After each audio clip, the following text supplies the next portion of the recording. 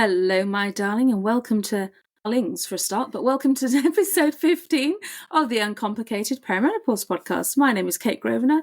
I'm a perimenopause expert and life coach. And I'm Gabriella Grosvenor, Kate's daughter, here to learn with you all.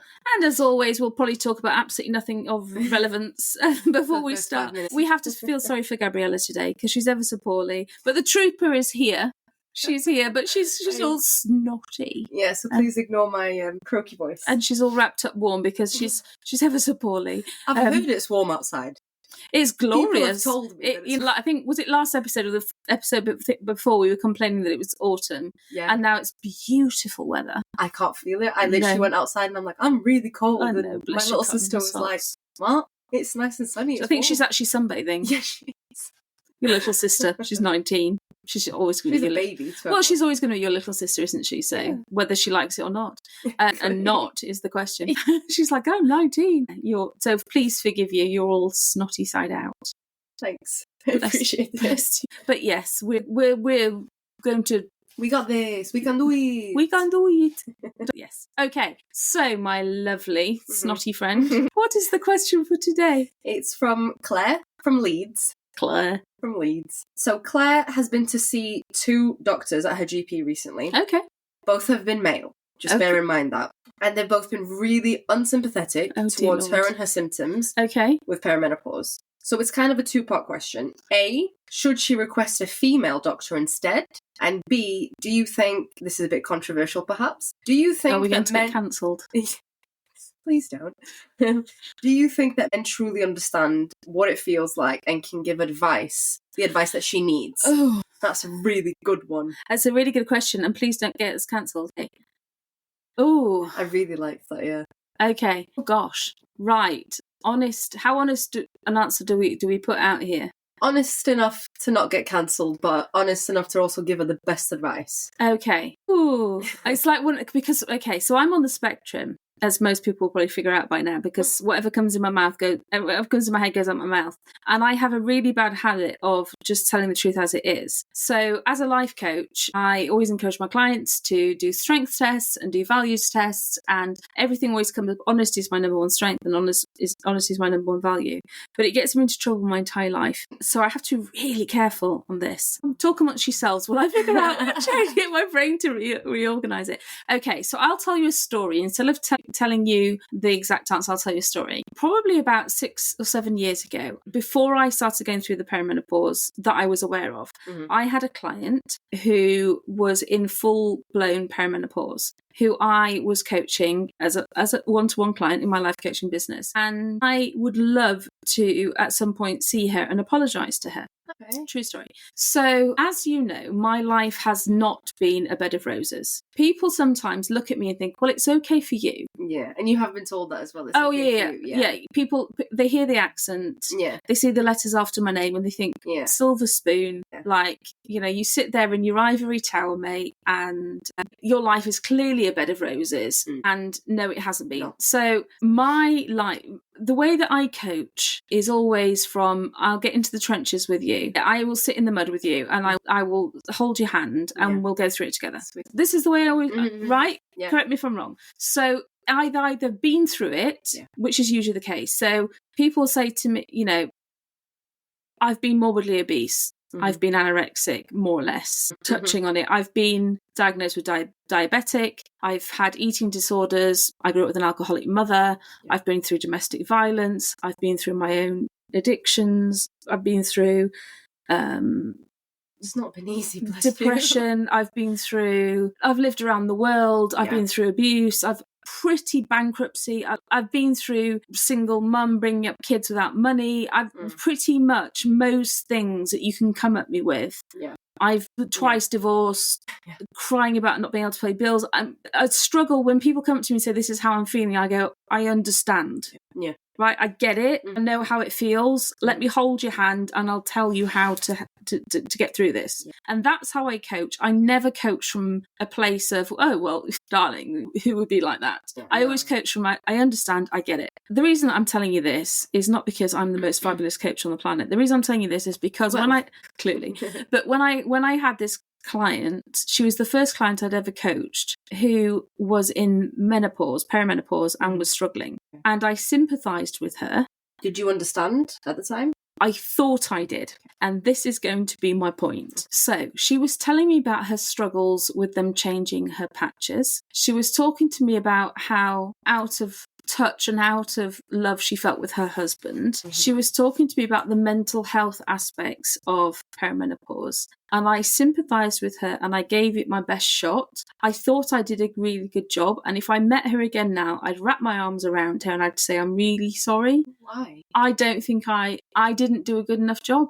Why? I didn't give her. If I had her again as a client right now, I would move bloody mountains for her. I would get onto my white horse and I would genuinely, I'd strap a sword onto my back and I would go, well, that's just not good enough, because they ran out of her HRT patches and they were fobbing her off with a different type of patch and they were messing her around, and I was kind of giving it, well, darling, they know what they're doing, and let's just see how it goes. I'm sure and I was trying to placate her rather than getting on the crusade with her, and that's what she needed. And she is a very sweet woman, she's a very kind woman, she's very even tempered. She needed someone to back her up. She needed someone to fight the good fight with her. And I didn't do that because I didn't understand how desperate she was at the time, because I didn't understand how it felt. And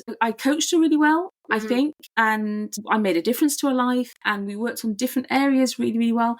But when it came to helping her and be a champion of perimenopause with her, honestly, we put my hand on my heart and say, I don't think I did a good enough job. And the reason I didn't do a good enough job is because I didn't get how it felt on the inside, and I really feel bad for that. And I've thought off and on about her. It's very rare that I will turn around to you and say, if I could go back in time, I would do a client differently, because I know how many lives I've changed. This is this is me talking the truth, as it is. I know how many lives I've changed, and I know how many clients will turn around to me and say, because of you, this is what's changed my life, because of you. And I get messages all the time from women every day saying, and I genuinely believe I have the best job in the world. And you see my messages and how many women will say thank you, and my life is different. And you've saved my marriage, and some beautiful, beautiful ones. Yeah. And I genuinely believe I have the best job, and I'm so fortunate to be able to do what I do and be allowed to do what I do, and I'm very grateful for it. But that is one client I would say, hand on my heart, I wish I could go back and say to her, I wish I'd known more. It's not that I was negligent. It's not that I didn't try hard enough. I didn't know enough. Yeah.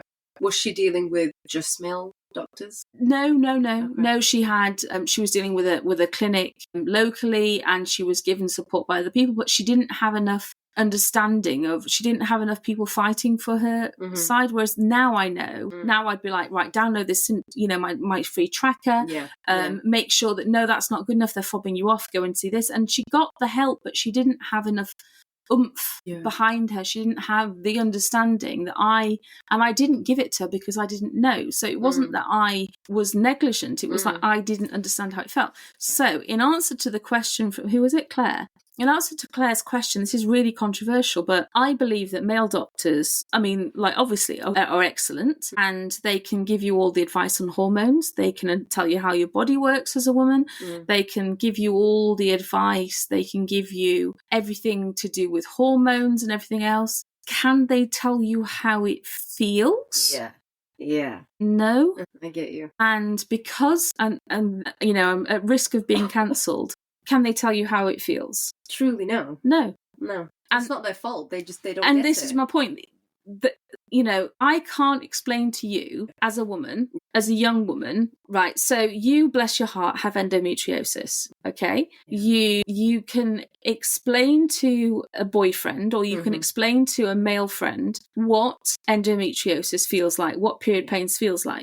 You can, if somebody has reasonable medical knowledge, for example, what happens to a woman's body when they go through a period, they could physically they could mentally understand kind of pain. But you'd have to say to them, well, you know, when you have like pain, when you have diarrhea and you feel that kind of cramp, well, imagine that would, and you'd have to try and say it feels, imagine that you had this kind of pain and then you moved that pain to this part of your body, and then it was like not just for 5 minutes before you went to the loo, it was and you'd have to try and get them to imagine this plus this plus this plus this plus this, but then imagine that you can't sleep because of this and this and this. So then, and you'd have to try and get them to kind of piece it all together, and then say, and that happens for 4 days out of the month, or 5 days out of the month, and then on top of that, imagine that you had food poison, and then, do you know what I mean? And you're asking someone to put themselves in a situation where they have this symptom plus this symptom plus this, right? And then,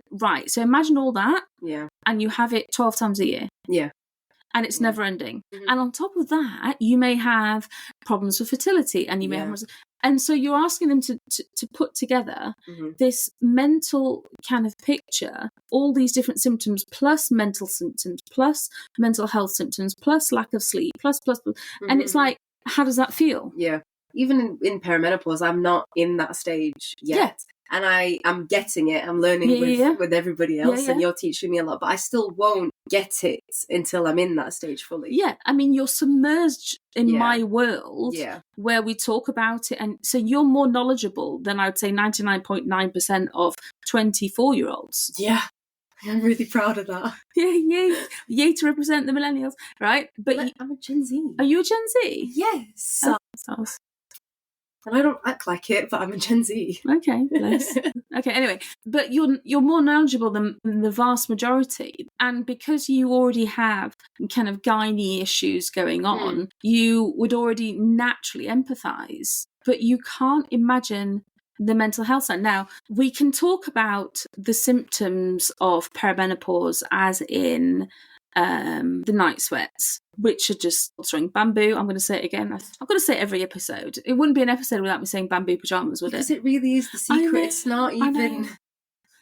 I didn't show you. Sorry, I digress. We've got the most beautiful bamboo... Sorry, I've just gone off on one. We've got the most beautiful bamboo kind of long-sleeved, kind of like high-neck, turtleneck.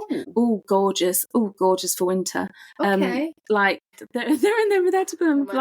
I know, they're like turtleneck black, long sleeved, really slinky. They just look great with a pair of I'm going out on Thursday. Can I have one? Yeah. You'll love them. They're gorgeous.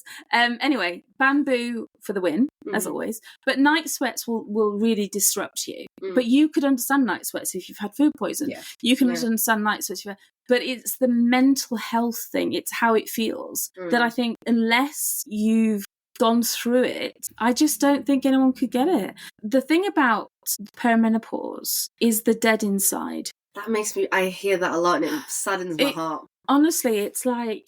And it's the one thing women feel guilty. It's the one thing that if I could wave a magic wand and take it away from women, it's the one thing I would remove. So if somebody said to me, right, you're a fairy godmother, I mean, why not, you know? You are, in a sense. In a weird way. But if somebody said to me, right, okay, you're the fairy godmother and you get one wish. For women, you get to remove one perimenopause symptom. That's a good one. Yeah, right? If I get to remove one perimenopause symptom, which one would it be? I think it would be the dead inside one, because you feel so guilty. So, for example, let's say you're married or you're in a long-term relationship.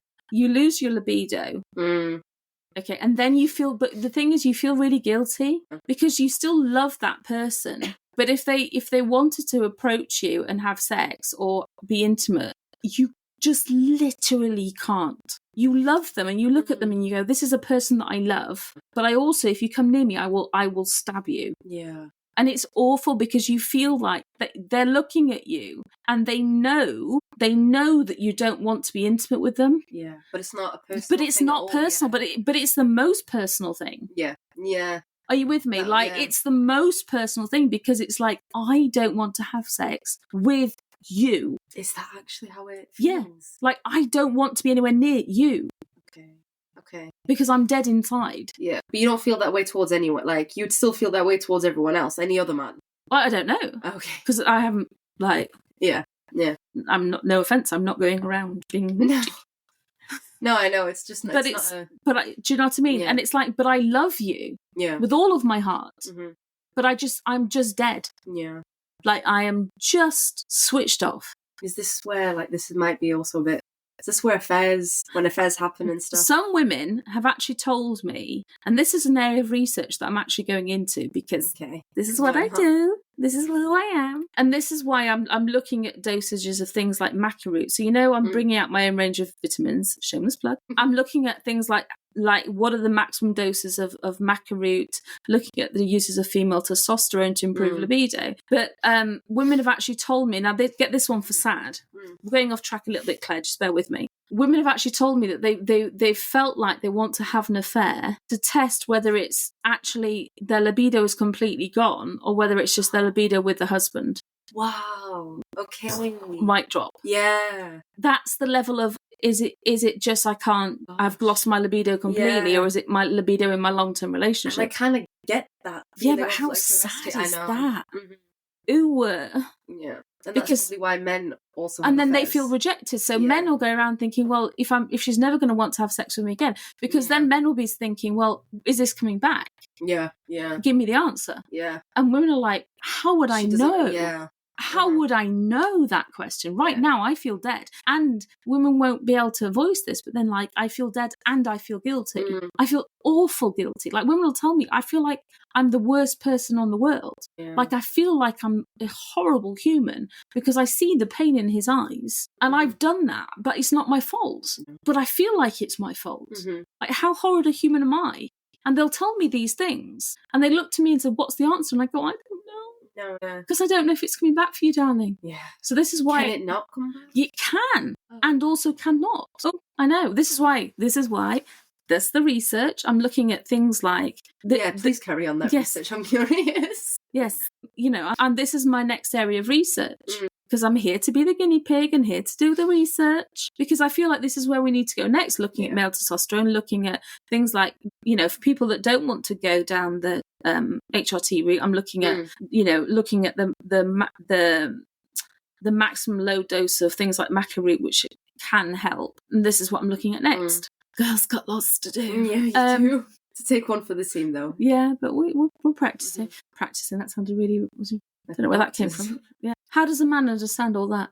Tell me, how can you take all that emotion and explain it to a man? So the male doctors focused more on symptoms rather than how you feel. Symptoms, hormones, how the biology works. Yeah, rather than the mental. Yeah, but how do you understand how that soul hurt? Yeah. How do you explain that to a man? That's number one. I feel like I've just done like half an hour on that, but it's really important to understand. Yeah. So if you're not getting the HRT aspect, if you're not being heard in terms of the biology, yes, a man can understand that.